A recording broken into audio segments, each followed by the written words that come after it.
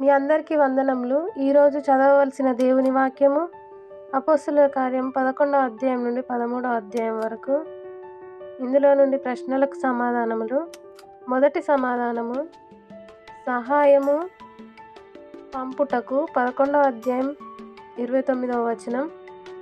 రెండవ సమాధానము, నిషిద్ధమైనవిగా 11వ అధ్యాయం 9వ వచనం.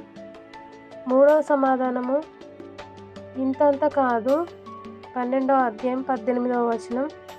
నాలుగవ సమాధానము, ప్రభు దూత 12వ అధ్యాయం 7వ వచనం.